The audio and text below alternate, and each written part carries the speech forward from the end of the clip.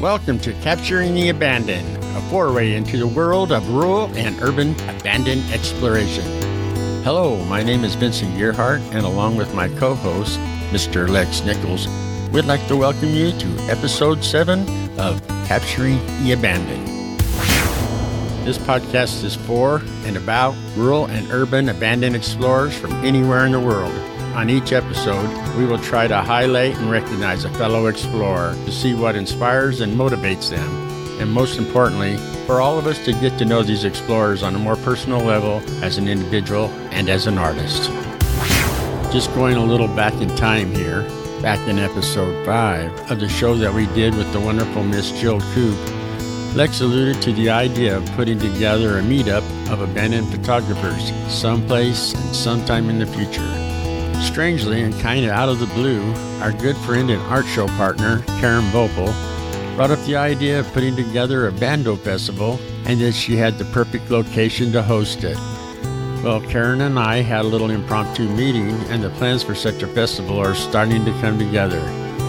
Keep an eye out for developing details on our Instagram pages at Colorado Abandoned and at Capturing the Abandoned as we continue to put this event together.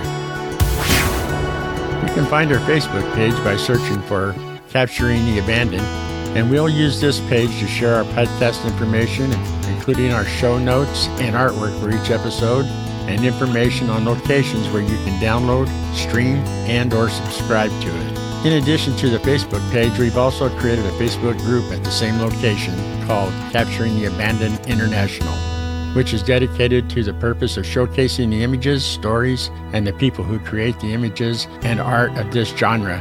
This is where we hope to have anyone and everyone from any country post and share their rural and urban abandoned pictures and stories with everyone else. So please stop by and contribute. And now for the good part.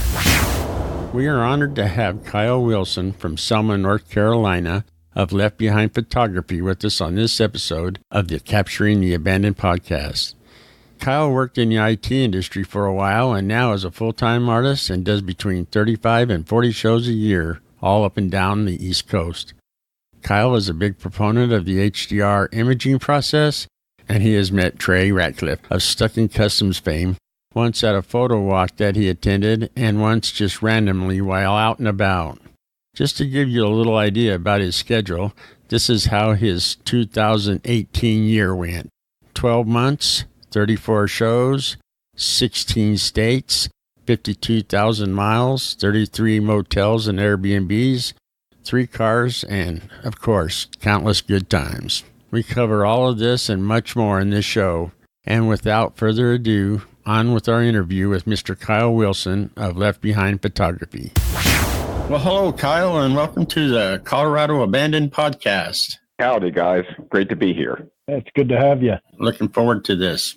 So first of all, give us a little background on yourself, a little 411, about what you do. And I'm a full-time photographer, and I shoot mainly rural Americana and all things left behind, lost, abandoned, and forgotten. I guess I fell in love with photography in 2012, got serious in 2013, and started doing art shows part-time, and now I'm doing art shows full-time since 2016. So I basically take a bunch of pictures, put them on metal, and I set up essentially little art galleries in cities from like Naples, Florida up to Buffalo, New York, and try to sell my art to anybody who's interested. Good. It's kind of a tough gig, but once you kind of get rolling and you know what works, a guy can make a living doing it. So that's awesome. Checking out your blog the other day and noticed 2018, you had a run through some vehicles, huh? Oh my gosh, yes. That was a horrible year for vehicles. I had a Hyundai Santa Fe, and I probably pushed that past its towing capacity because it didn't have a tow package. I installed one, and I think its limit was like 3,000 pounds, but I think I was just putting a strain on that transmission, beyond what it could, and it almost made it to 300,000 miles. Wow. But it gave up the ghost between shows, and I was beside myself. And it was like during a rainstorm, and so I had to leave it there. I think it was in Charlottesville. I don't know, somewhere in Virginia. And they would just give me scrap money for it. We're talking like $400. And so I was renting U-Hauls for a couple months. And that was, it's like, okay, $20 a day, and then $1 a mile, hundreds of miles. So I was getting screwed, but I had no choice because I already paid for these shows. So it sounded like I could not show enough to fulfill my commitment. So I finally scraped up enough dough, went on Craigslist, and found this Ford Bronco. I was like, hey, paid him $2,000 cash. It was great. It seemed in good condition, but I didn't have time to get it inspected. So I had to haul butt to a show in Ohio. I got 90 miles before it blew up. I had 90 miles. Oh, no. Oh, my gosh. Yeah. I mean, it just seized up, and I had to get like I don't know if it was a road crew or somebody doing groundskeeping. They tied the chain to the to the frame and hauled me to a parking lot, and it hasn't moved since. I mean, somebody scrapped it, but I didn't move it after that. That was a rough year for sure. Yeah, and went back to U-Hauls, and then I finally was able to, like in August of that year, got a VW Touareg, and it has a towing capacity of like 7,700 pounds. Wow. So I'm good. more, yeah. So I'm more comfortable, and it has less miles on it now. So I'm more comfortable with, the lifespan of this, but I'm putting easily 50,000 miles a year. At least I did with the Hyundai Santa Fe. So you're traveling up and down the coast. Where do you call home? North Carolina, a little town called Selma, North Carolina. I've been in North Carolina about 20 years. I did Durham, Cary, Clayton. So I'm gradually moving, more and more rural. And it's a little town, and it's still rural, lots of farmland and lots of good abandoned stuff there. What got you into this type of photography, Kyle? The internet did. Basically, in IT, I had a lot of downtime, between tickets. So, I would surf the internet, and I was seeing HDR photos. I didn't know it at the time, by the likes of like Trey Ratcliffe and his peers. And they were unlike any photos I'd ever seen in my life. I was like, what is this? How do I do it? Can I do this? And so I taught myself how to do it, because a beautiful thing about HDR, it's not like somebody patented the process and wants you to pay them $1,000 and don't teach you. The stuff is out there to learn. You can teach yourself. So I did that. And at the same time, I had moved to the rural part of my county, and I started seeing all these abandoned barns and farmhouses and rusty old trucks, and the two things just exploded in my brain, because HDR treats texture so well, the peeling paint, right, and the rust. And I was creating I wasn't taking pictures anymore. I was creating photographs, I thought. Yeah, making art. Yes, exactly. Something clicked. I was such a logical person, very technical. And of course the HDR appealed to the technical side of me, because getting into the software, tone mapping, the different exposures is extremely technical. And I think I grasped that easily, but I didn't know I had this artistic side of me until I started looking at what I was editing, and then I was getting like positive reaction, from friends, family, and random people online. Since that time, I haven't taken, I guess, a normal picture since. I mean, most of what I shoot is HDR. Yeah, your images are stunning, so you can tell your love for HDR is there for sure. Thank you so much. So what's your favorite subjects you like to shoot? Rural Americana that are left behind, that there's some meaning to, that, that places that people lived or worked or like the vehicles they drove, or like the service station or general store they may have stopped in. That's what thrills me, the places and objects that are getting harder and harder to find because they're either getting bulldozed or paved over or gentrified. So I'm just, things that have a certain nostalgia, I guess is what, my favorites are. That sounds just like the kind of stuff we like to shoot. That's for sure. In this day and age, everybody's trying to progress forward with technology, and then we have this niche of people like us that go and seek out the things that are from the past. So, what kind of equipment do you use? What's your main rig? Your setup? It's simple because I can't afford anything elaborate because it seems like when I have the money, I'm putting it into the business. I shoot with the new Canon R, and then the lens is I believe it's the 24 to 105, and then I have another wide angle lens and a 50 millimeter.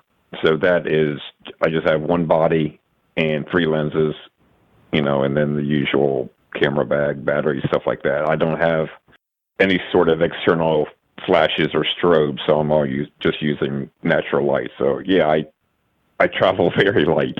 That Canon R, that's a mirrorless, the new mirrorless camera, isn't it? Yes, and it was a good time my Canon Rebel has been a workhorse for like 5 years, but I was maxing out its capability, I think, and so I was looking to upgrade. I'm glad that I waited a generation and then Canon came out with the mirrorless right after a run of successful shows. So I actually had the money to upgrade. I'm glad I didn't, get like because I've been looking at like a Canon Mark II, 3, 4. I forget what it was. It had been on my wish list, Amazon wish list for like 2 years. I'm glad I didn't jump and got that. So I guess skipped a generation, got the Canon R, and going from the Canon Rebel to the R is like going from a Hyundai Santa Fe to a Cadillac Escalade. It's just amazing. That's a big jump, that's for sure. That's awesome. So, what's your favorite utility and software and photo tricks that you like to do? As far as the software, I primarily use still Photomatics Pro and a little bit of Aurora 2019.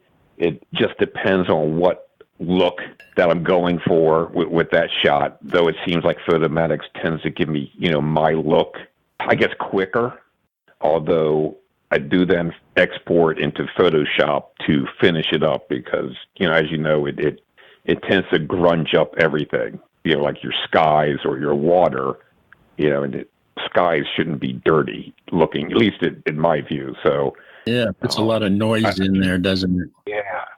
So I'll export into Photoshop, and then I'll probably mask in one of the other exposures for the sky, the 0 or maybe the +1 or -1 to get the sky more, I guess, natural or less grungy looking. And there's still a couple of, plugins that I like from Nick and also from Topaz. So I have a few favorites of those filters that I like to use. But I don't know if I have any, trick per se, because, I tend to know just enough of Photoshop to get my look. I don't think the engineers even know everything that Photoshop can do. Just you mentioning that you mask in the sky, that's a pretty awesome trick right there. That's something to keep in mind. And also do the same with water. I would probably mask in the higher, like the +1 or +2, because you then get some movement in the water, tend to make it look more smooth and glassy versus kind of dirty or even like gravel. And I rarely shoot people, but if there happens to be, someone with a skin tone, I'll do that. I'll just mask in the 0 layer of a face to get something more natural looking. Well, we're familiar with a lot of those. I started using Photomatics when it first came out, and so that's kind of almost the same process I use. I don't have Aurora. I think Vincent does, but I have a couple Nick Effects filters and some Topaz.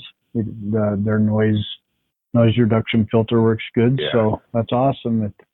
It's I think there's a lot of people that, they have certain little things that work, but my preference is still Photomatics Pro. So you said you started shooting maybe about 2012, 2013. How long have you been doing this seriously? What would you say, 3-5 years? I'm going to say I started in like 2012. So probably my first series of photos going out, finding these abandoned places was like the spring of 2012 with just a little Canon power shot.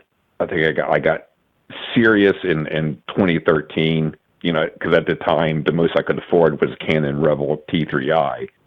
So I grabbed that in a few good lenses and used that for about, 5 years until the Canon R until now. So I guess, in my whole career, I didn't fall in love with photography until I discovered HDR, and that was 2012. So I don't, before that, I was just taking snapshots, stand the person in front of a monument or take a picture of them opening a Christmas present or birthday party, really kind of uninspired stuff. Yep. Snapshots. Snapshots. Yeah, exactly. We all love them. They make good, I don't know what they're good for. Anyway, they're fun. Good memories. Yeah, there you go. Yeah. Memories. Yep. So we always like to ask everybody, what the shadiest place they've ever been to or shot. Some people have never been to a place that they didn't like, and then some, they just get a bad vibe or got people around, or there's a lot of different things that make the place shady. And you got any places like that you shot? Yeah, two places come to mind. One was early on in my shooting career was the abandoned Switchback Elementary School in West Virginia, which was, of course, a coal mining town. And since the war on coal, jobs left. And so they just closed this school down and told the kids you're going to a different, they kind of congregated all the kids into a bigger school. But it's like they never went in and closed it properly. So their gymnasium was sort of a separate building, like all 3 floors. It just collapsed. Like you could see the ceiling hit the second floor, which hit the first floor. So I didn't even attempt to go in there. So I found a way into the basement, and there was severe water damage, and it was older construction and a lot of wood floors. So it was, looking back now, is like I tend to think about my safety last. I do whatever I need to do to get the shot. So there were parts of it that were, seriously scary and weak and a lot of dry rot. And then there were 2 dogs that heard me, and I think they were trying to find me because they kept just walking around the perimeter of the property. And I didn't know if they were wild. I didn't think they were rabid. So I had, luckily, some turkey bites. I had them in my backpack, so I was able to just throw them out the window to the dogs to keep them outside while I shot inside. Well, that's a good idea. Yeah, okay, that's a tip and trick I have there. Yeah. Along with a flashlight and probably a machete, is to carry some sort of beef jerky for the dogs. But that abandoned school was worth it because they still had books in the library, and there were these happy Dr. Seuss posters that were fading and peeling, with the peeling paint, and it was just a really cool juxtaposition. That play, I went back a second time, and it's gotten even worse. I mean, nobody's doing anything with it, so the leaks are worse. The rot is worse. It is seriously dangerous now. And then the second sketchiest place was an abandoned tuberculosis hospital in Lima, Ohio. Maybe I'm saying that wrong. Maybe it's Lima, Ohio. One dangerous part about it is that they do not only issue citations for trespassing, they will arrest you if they find you on the property. I didn't learn that until later. But apparently that's a big source of revenue for the town is, bail or citations for trespassers or photographers. But I went on a Monday afternoon and like nobody was around. And nothing good was left inside of it though. So it had already been, there were no sort of equipment or operating tables or chairs even. And at one point I learned that it had been used as like a paintball kind of facility. So there was tons of paint and graffiti, but again, it wasn't structurally sound. The entire west wing of it was collapsed or in the process of being collapsed. And in the basement, it was like 20 degrees colder and probably a couple inches of water underneath there. And after like a few minutes in there, it's like, I have no idea what the heck's floating in here. I mean, it could be chemicals and probably snakes. I was like, okay, there's nothing good to shoot here. Let's just leave. So Time to move on. Yeah, exactly. Yeah, time to move on. So do you have a favorite story that you like to tell from your adventures? I haven't had any like real brushes with the law or, being chased by like a bull in the pasture or anything like that.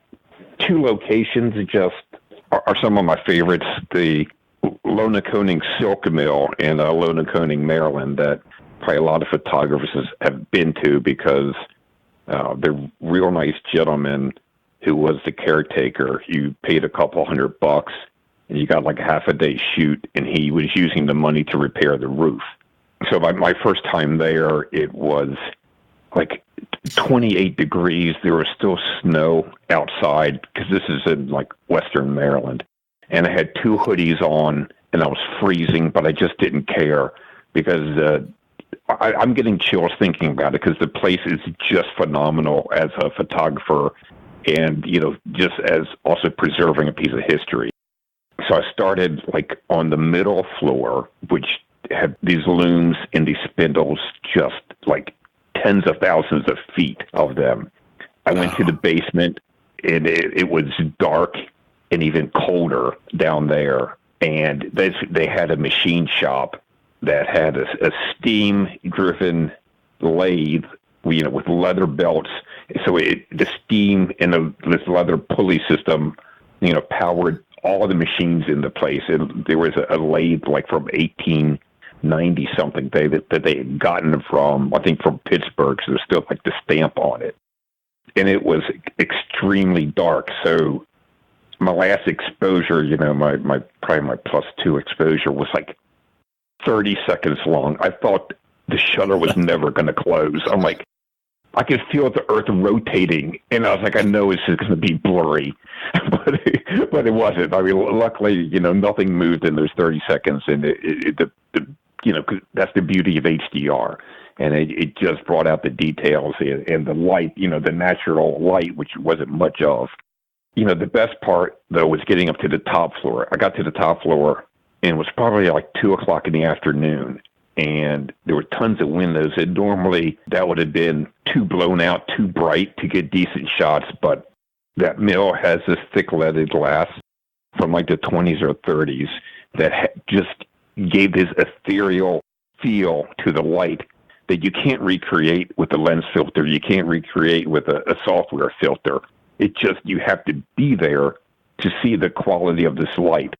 It's like everything was there just waiting for me to be there on that day at that moment. And when I tell people about this, it was like catching lightning in a bottle.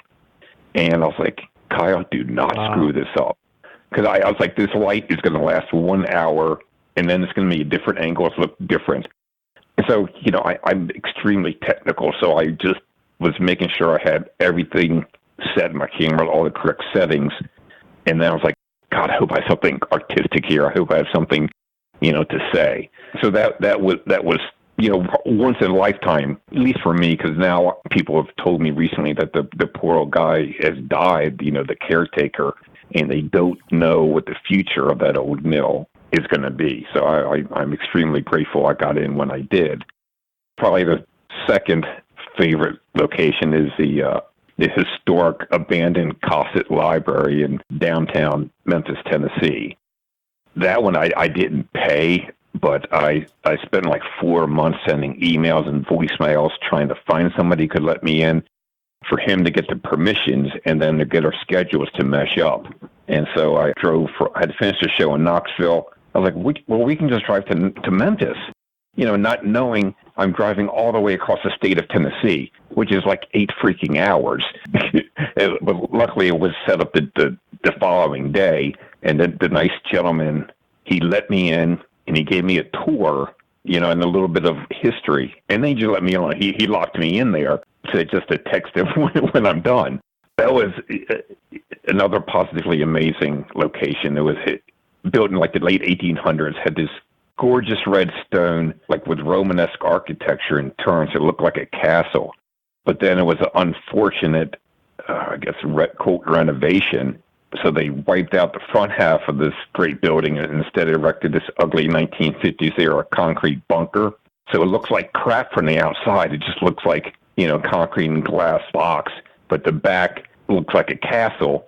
And in that back section is where these abandoned books, they were like called the stacks. So they were out of circulation, had been left to the ravages of time. So, being there, I had all the dust, of course, some, rodent droppings and just loose pages of magazines and books just all over the floor. And there were such great colors because they had like encyclopedias and reference book there. But, so I had like 12 blue books and then there'd be like 10 black, red and yellow. So I had colors and textures.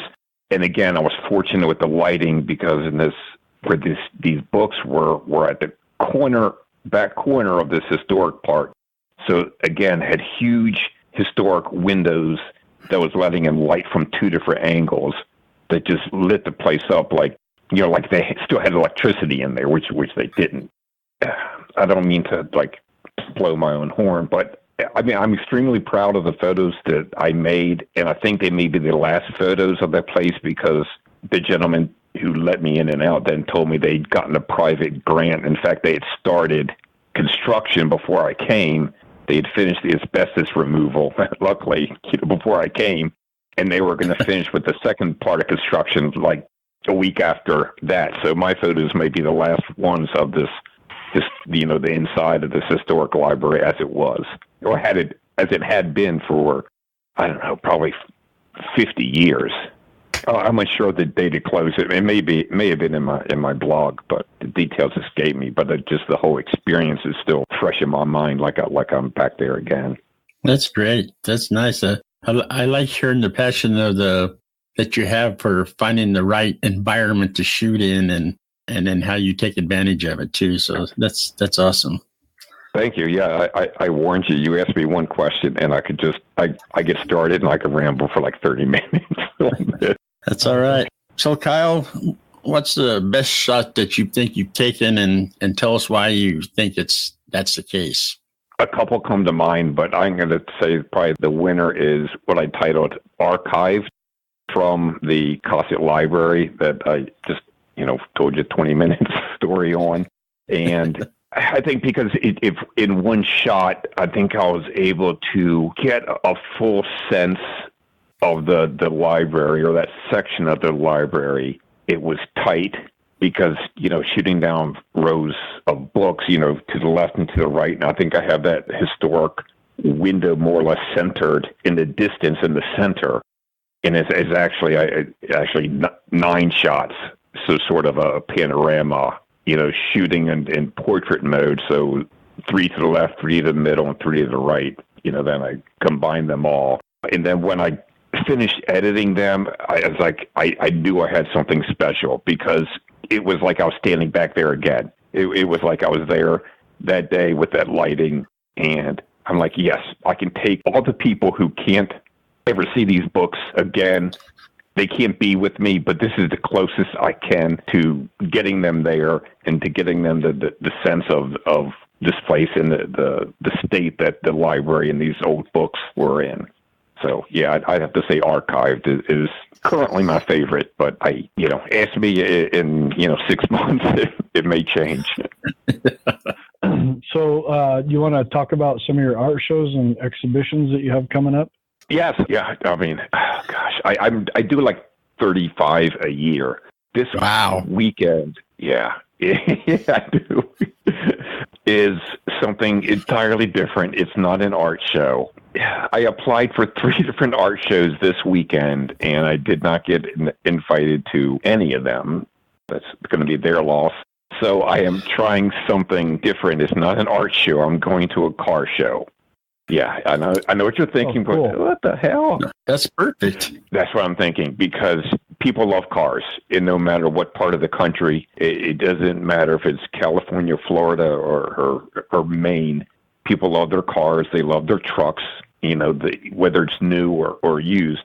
So I'm going to the Chrysler Nationals at the Carlisle Fairgrounds in Carlisle, Pennsylvania, and I'm going to try my luck, selling pictures of cars, versus actual cars or car parts. So that's, this weekend. And then after that, I'm back to, Baltimore, Maryland, which is one of my favorite shows. This would be like my 4th year doing it. It's always a long show, and it's always hot, but Baltimore supports the arts. I've grown a fan base there. So I have some customers who come back and want to see me. They want to know if I'm coming back. And they'll come in. It's like, what's new, Kyle? What's new? So I know I have to produce new stuff and get things I haven't seen yet and get it up on my walls. My fall schedule is, it's my best shows are in, I'd probably say September, October, and a little bit into November. And, because most people are buying then. And also, I just seem to hit really good towns in those months. And of course, if people want to, look at my schedule, there's a schedule tab on my website. Do you have any photo shoots that you have coming up that you're looking to do in the near future? Yeah, well, I have this running to shoot list. So I get a lot of tips at my shows. And also, I would write these down in oddest places. And so finally, I got them all together in one place. I want to shoot the Trans-Allegheny Lunatic Asylum. And what a name. I know, right?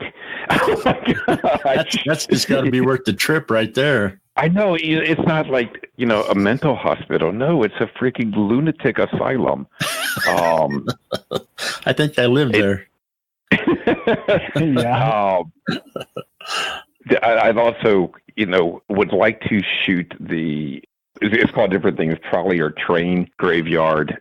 That's somewhere here in Pennsylvania. I feel I'm close to it. I don't think close enough. That's on my to shoot. I mean, I'm looking at my to shoot list. I'm sorry. It's like, probably like 40 entries. Great. And that's why I try to incorporate a shoot in the town or city that I'm in. And so I get a lot of tips from my shows. People say, "Oh my gosh, I love your stuff. You know what? You should shoot, such and such at such and such," and I'll write it down. And then I'll go to Google Maps or satellite, see if I can locate it. And if it looks promising and I have the time, I'll go shoot that. So I'll take like an extra day in that city and shoot whatever cool stuff I can find. I don't know if I'll ever run out of a to shoot list. I have more to shoot than I have time. That's the way it works, I think.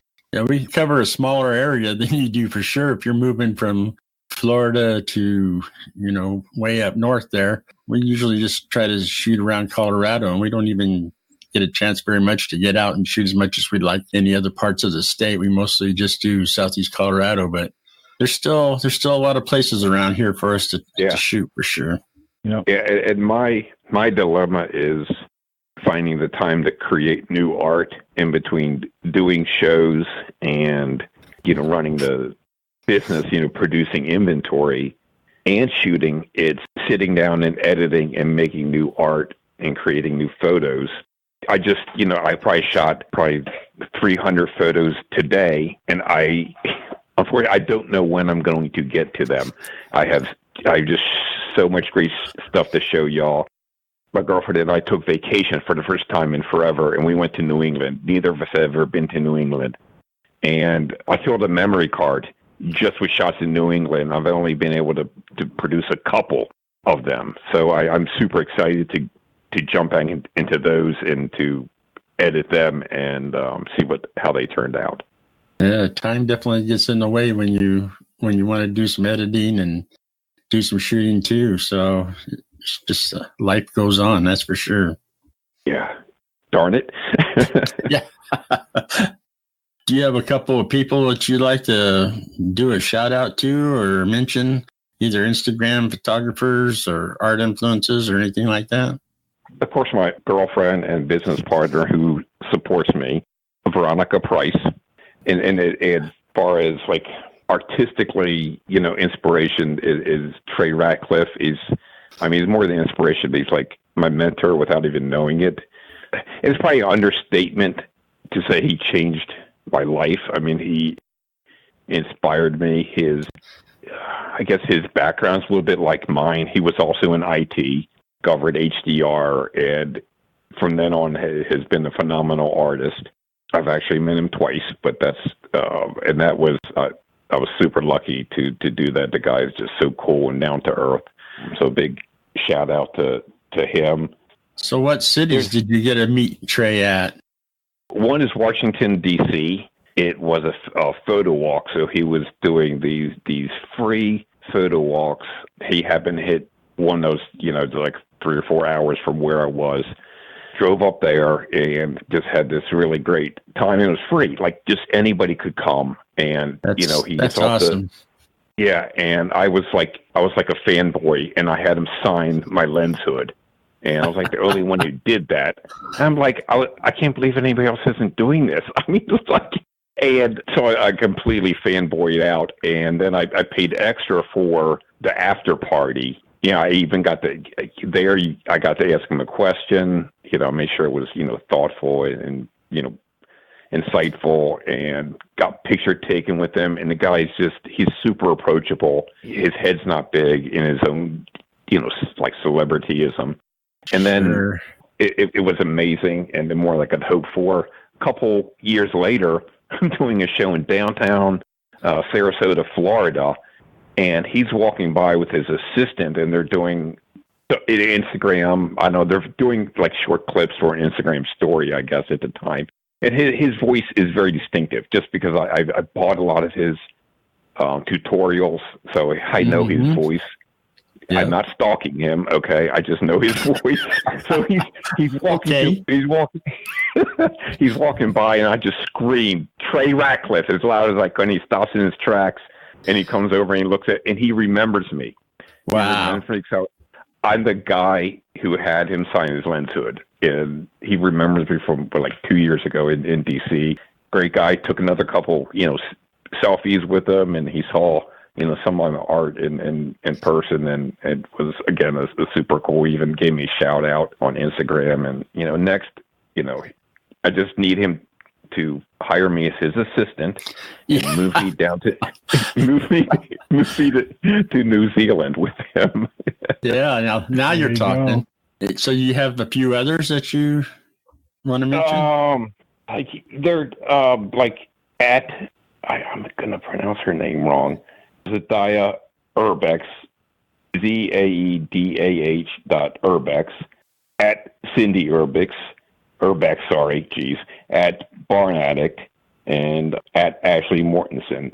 And I know I'm going to forget some. Oh, yeah, there's too many for sure. I know. And not that I have a bunch. I only have like a 500 or 600, but that's all. These are ones that. Yeah, I know it seems like so little, but I know there's a lot of news about people buying influencers or having fake influencers. I haven't done that, so I've gotten 600 the hard way, so to speak. Sure. And of course, all the you guys and all the other hubs that support me or have featured my photos from time to time. That's great. There's so many people that can influence your work and give you inspiration, and we're constantly, there's somebody new that'll like something that we do, and you go and check their stuff out. So that's how it works. Everybody kind of feeds off of each other and inspires each other. Yeah, exactly, and pushes us to do better. And I was like, damn, that's a good shot, or that's some great lighting there, and inspirational for sure. I have the occasional, man, I wish I would have shot that. I wish I could do that. And so you get those, you have those moments. But so, Kyle, how can people get in touch with you? What's the best way? Probably my website, which is leftbehind.zenfolio.com, or on Instagram at leftbehind photography. Or probably the two best ways. On my website has most of my photos and my schedule, and also my blog. I think YouTube may be the few of the people that have read it, but somebody has some time to kill in the waiting room somewhere. They can. Well, I enjoyed going through your website. It was very interesting, and your blog was a lot of fun too. It's like some of your adventures and misadventures. Yeah, I try to keep things positive, as much as possible, but also want to be realistic about this lifestyle and being an artist full time. That it's I am living the dream, but sometimes the dream is tough to live. You have some incredible pictures on your Instagram feed of your booth and how it's laid out, and it just looks beautiful. And I'm trying to just create an art gallery kind of look, but still have pictures that everybody can relate to. Stuff that most people can see. If not in their backyard, at least traveling the roads that they travel. You know what? We sure appreciate you sharing some of your story and sharing your art with us. We hope the best for you, and it all starts from one person liking an image, and then it grows. I remember Vincent and I, when we first started this Colorado Abandon project, we were like, oh man, we're almost at 100, and then hey, we're almost at 200, and so it takes time, but you're doing what you're passionate about, and that's, I think, is the most important thing. Thank you. I hope that shows, but I'm trying to get as much of my art out there, to as many people as possible, and try to make connections with them, through my art. And right now I'm, doing these art shows. I am definitely able to reach a whole lot of people, in a short amount of time, and make connections and start conversations and maybe inspire somebody, or, really just trying to let people know you can have some art, you can take it home with you, and you can have the same reaction every time you come into that room. Yeah. Absolutely. The next Trey Ratcliffe. There you go. Yeah. Oh, you're too thank kind. you, Kyle. Thank you guys very much for this opportunity. I appreciate it. Yeah, it's been really good, and we really appreciate you sharing your story, like Lick said, and we wish you all the best for your future endeavors.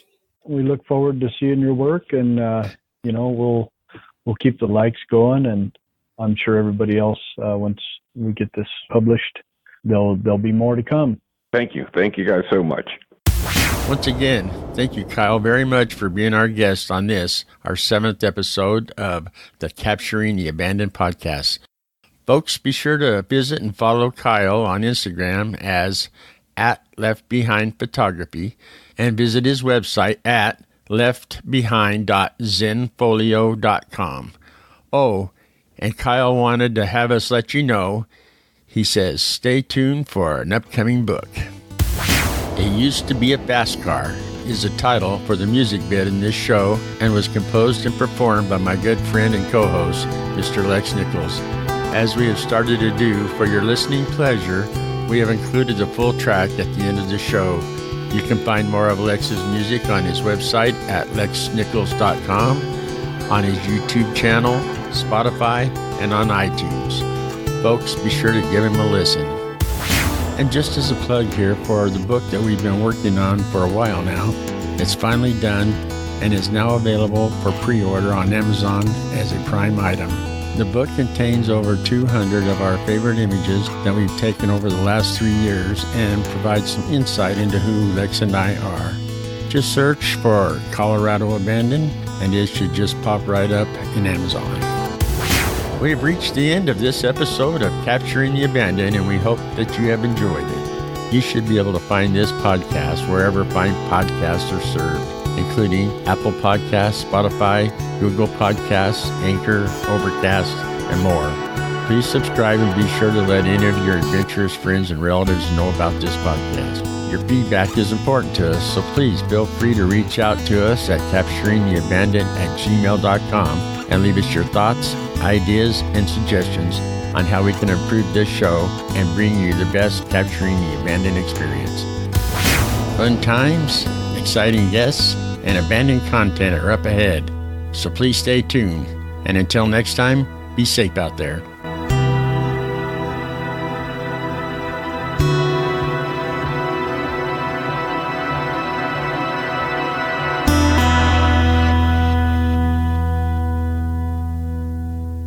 As promised, here's It Used to Be a Fast Car by Lex Nichols.